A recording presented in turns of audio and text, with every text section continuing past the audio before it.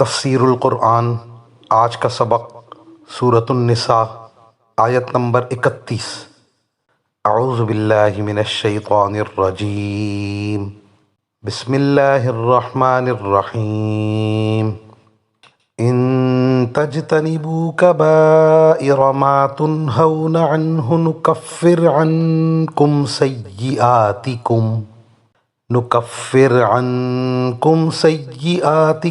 وندخلکم مدخلا کریما۔ ترجمہ: اگر تم ان بڑے بڑے گناہوں سے پرہیز کرو جن سے تمہیں روکا گیا ہے تو تمہاری چھوٹی برائیوں کا ہم خود کفارہ کر دیں گے اور تم کو ایک باعزت جگہ داخل کر دیں گے۔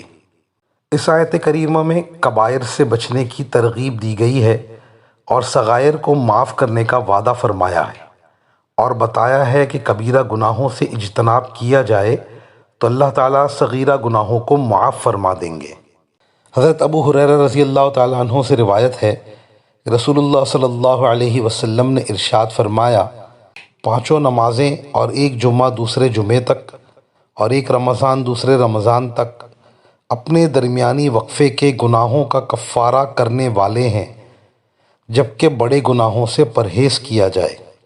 ایک دوسری روایت میں ارشاد ہے، رسول اللہ صلی اللہ علیہ وسلم نے ارشاد فرمایا، جس مسلمان کی موجودگی میں فرض نماز کا وقت ہو گیا اور اس نے اچھی طرح وضو کیا اور اس کا رکوع سجود اچھی طرح کیا تو اس سے اس کے پچھلے گناہوں کا کفارہ ہو جائے گا جب تک کہ کبیرہ گناہوں کا ارتکاب نہ ہو۔